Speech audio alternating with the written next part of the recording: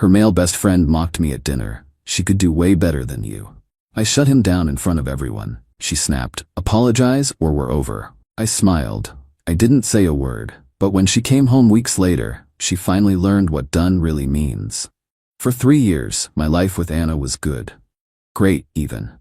I'm a lawyer, so my day job is basically wading through the worst parts of human nature. Coming home to her was like taking a breath of fresh air.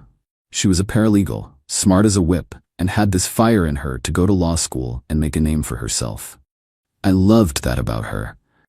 We were a team, building a life in a house I'd spent years restoring. It felt solid, real.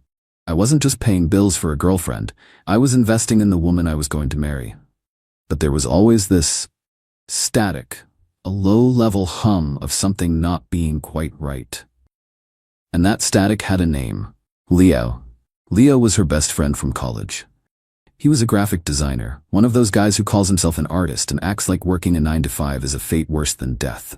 Meanwhile, he was designing menus for taco joints to barely make his rent.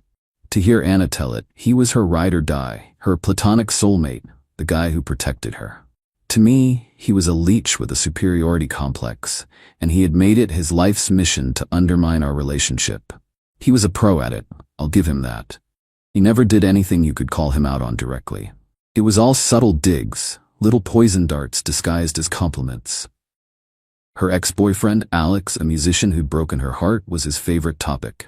If I took Anna on a nice vacation to Mexico, Leo would find a way to bring up some spontaneous camping trip he and Anna took once. "Remember that, Anna?" he'd say, all wistful. "You can't plan moments like that. You just have to be with someone who gets your free spirit." The message was always the same. I was the boring, safe choice, and he was the gatekeeper to the exciting life she was leaving behind. And Anna? She ate it up with a spoon. She was completely snowed by his protective friend act. Anytime I'd even hint that he was out of line, she'd get defensive. "He's just being Leo. He was there for me when Alex shattered my heart. He's just worried about me. He's family, Jack. I'm a patient guy. You have to be in my line of work. You don't jump on the first piece of evidence. You wait. You let the other side talk. You let them build their own case against themselves, and you wait for them to hand you the rope." I waited for Leo to hand me the rope. The moment came a month ago. I just won the biggest case of my career. 6 months of my life, gone. Countless sleepless nights, weekends spent buried in paperwork. But we won, and it was a huge deal for my firm and for me. To celebrate, I threw a dinner party. My closest friends, the ones who'd barely seen me for half a year, were all there. And because I was still trying to be the good guy, I told Anna to invite her friends, which of course meant Leo was coming. The night was perfect. The house was full of good people, the expensive wine I'd been saving was open, and I was actually relaxing for the first time in what felt like forever. Leo naturally was soaking up the free booze and acting like he co-owned the place. He got a few drinks in him and decided it was time for a performance. He started on some long, boring tangent about an art exhibit, which was really just an excuse to talk about the difference between creators and suits. "It's just a different way of seeing the world," he said, looking right at me. "Some of us are driven by passion, by art. Others are more practical." He took a long, slow sip of my wine. My friends knew his game and were shooting him looks that could curdle milk. I just gave him a tight smile and refused to engage. But he wasn't done. He turned to Anna, putting on his best concerned friend face. "I just hope you're happy, Anna," he said, his voice dripping with fake sincerity. "I mean, Jack's a great guy. He's stable, he's a provider, he's reliable." He said reliable like it was a dirty word. Then he paused, looked me dead in the eye, and let a smug little smirk spread across his face. "But you've got to admit, she could do way better than you." And there it was. The rope. The whole table went silent. You could have heard a pin drop. My friends looked like they were about to physically restrain themselves from launching across the table. Anna just stared at her plate, blushing. She wasn't mad at him. She was just embarrassed that he'd made a scene. That was the moment the focus snapped into place for me. The picture became crystal clear. The patient lawyer was gone. The man who had just been fundamentally disrespected in his own home, in front of his friends, by a man who was living off his generosity, was now running the show. I put my fork and knife down, very slowly. I folded my hands on the table and fixed my eyes on Leo. The friendly host had left the building. The prosecutor had just taken his place at the podium. "That's a bold claim, Leo," I said. My voice was dangerously quiet. "I'm interested in your reasoning. In your expert opinion, what does a better man for Anna look like? Please, be specific. Lay out the criteria for me." Leo was completely thrown. He was geared up for a shouting match. He wasn't prepared for a calm, methodical cross-examination. Well, he stammered. "Someone more on her level. A creative, someone who gets her." "I see," I said, nodding. "So the main qualification is being a creative. An interesting theory. And I assume you see yourself as fitting this description?" "I think I understand her better than anyone," he said, puffing out his chest. "Perfect," I said. "So you're the gold standard. Let's examine that. Let's add a few other factors to this analysis. Let's talk about something more concrete than vibes. Let's talk about investment. As everyone here knows, Anna is in her second year of law school. It's a top-tier program with a price tag to match. I'm paying for that, the whole thing. It's a major investment of capital, of course, but it's also an investment of faith. Faith in her, and faith in our future together. So my question for you, Leo, as the self-appointed gold standard of what's better for Anna, is this. What have you invested in her future lately, other than your consistently negative opinions of me?" Leo's face went white. Anna shot me a panicked look. "Jack, don't do this," she whispered. I held up a hand to silence her. My eyes still locked on Leo. "I'm not done. Let's talk about the car she drives. It's safe, it's reliable, it gets her to school and back. I bought it for her. Now, you have a car too, right, Leo? A cool little convertible that seems to break down a lot. In fact, Anna has had to loan you money for repairs at least 3 times in the last 6 months, hasn't she? Money that she took from the household account that, by the way, I'm the only one who deposits into. So in a very real sense, Leo, I'm not just investing in Anna's future, I'm also paying to keep your little hipster mobile on the road. You're welcome." One of my buddies at the table actually snorted with laughter before covering it with a cough. Leo looked like he'd been slapped.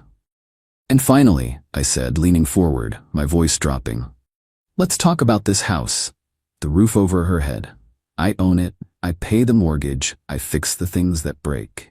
You, on the other hand, have been late on your rent so many times that Anna has had to cover for you, again, with money that I earned. So let me just summarize your argument for the jury, for the table.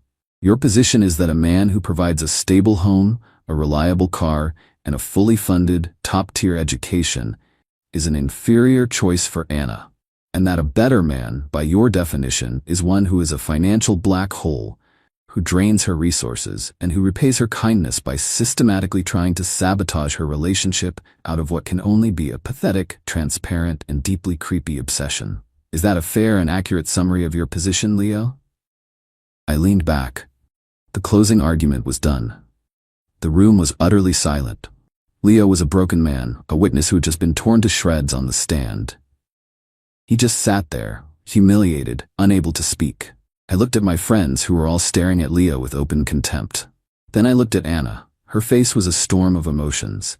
But the one that won, the one that broke through the shock and embarrassment, wasn't relief. It wasn't gratitude. It was pure, white-hot fury.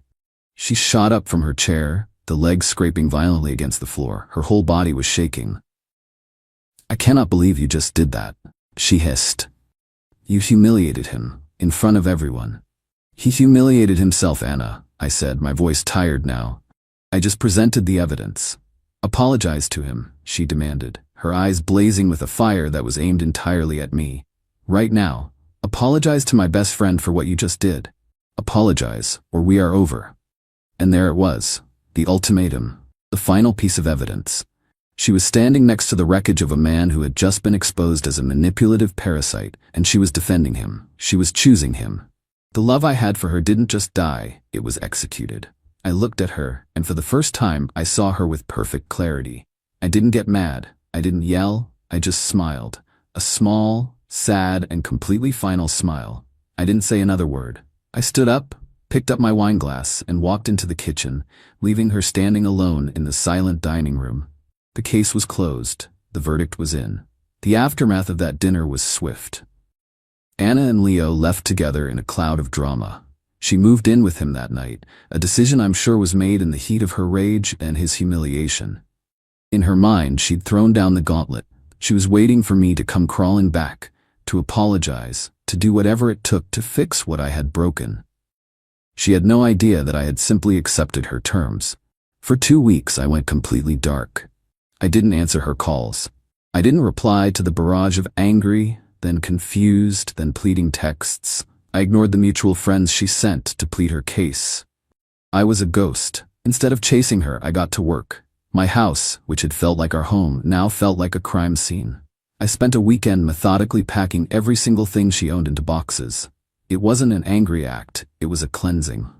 I was an executor, settling the estate of a dead relationship. When I was done, I stacked the boxes in the spare room, changed all the locks, and reset the security codes. Then I made 2 phone calls. They were not pleasant, but they were necessary. They were the logical consequences of the verdict she had delivered at that dinner party. The first call was to the dean of admissions at her law school. I had a good relationship with him from my alumni work. I explained in calm, professional terms that due to a permanent change in my personal circumstances, the private scholarship fund I had set up to cover Anna's tuition was being dissolved, effective immediately. The second call was to the managing partner at my firm. I had pulled a lot of strings to get Anna a coveted summer internship there. It was a career maker. I explained that a severe and irreconcilable personal conflict of interest had arisen, and the offer had to be rescinded. I took no joy in this, but my support for her was based on the foundation of our partnership. She had taken a sledgehammer to that foundation. She could no longer live in the house. Exactly 2 weeks after the dinner, she showed up at my door. I watched her on the security camera fumbling with her key, her confusion turning to anger when it didn't work. She finally rang the bell. I opened the door, leaving the security chain on. She looked awful. The righteous anger was gone, replaced by a weary desperation. The reality of living with a broke narcissistic artist had clearly been a harsh one. "Jack, we need to talk," she said. "No, Anna, we don't," I replied. "You made your choice. The conversation is over. You can't just throw away 3 years over one fight," she pleaded, tears starting to form. I was angry. I wasn't thinking. "It wasn't a fight," I said. "It was a moment of truth. You were given a clear choice between your partner and the man who has been trying to destroy our relationship, and you chose him. You demanded that I apologize to him. You chose to defend the parasite. That's not something I can forget." The panic was starting to set in as she realized I wasn't budging. "But everything we planned," she stammered. "Law school, the internship?" "Yes, about that," I said, letting the silence stretch. "The tuition for your final semester is due next week, isn't it? I hope you and Leo have a plan for that because my investment in our future has been terminated." Her face went white. "What?" she whispered. "And the internship at my firm," I continued, relentlessly. "That offer has been rescinded. The firm takes conflicts of interest very seriously." She actually stumbled back, her hand flying to her mouth. The internship was her golden ticket. The future she had been so sure of was evaporating before her eyes. "You can't do that," she whispered, her voice breaking. "Jack, please, you can't." "I already have," I said. "Actions have consequences. You gave me an ultimatum. Apologize or we're over. I chose over. Now you get to live with the consequences. Go ask Leo for help, the man who is so much better than me. I'm sure his creative genius includes a plan to pay for your $50,000 tuition and replace the career you just lost." I closed the door on her tear-streaked face. I didn't feel happy. I didn't feel sad. I just felt quiet. The trial was over. The aftermath was predictable. Anna's life fell apart. She had to drop out of law school just months from graduating. The dream was dead. She and Leo are apparently still living together in his tiny apartment. I've heard from friends that it's a special kind of hell. She's consumed by resentment for what he cost her, and he's stuck with a woman who is a constant, bitter reminder of his own inadequacy. He got the girl, but he got a broken version of her that he can't afford to fix. I didn't do this for revenge. I did it for myself. A relationship is a contract, and she violated the most fundamental clause: loyalty. My actions weren't a punishment. They were an enforcement of the terms. She wanted to know what done really means. Now she knows. It means the support stops, the investment ends, and the builder walks off the site, leaving you in the wreckage of the house you helped burn down.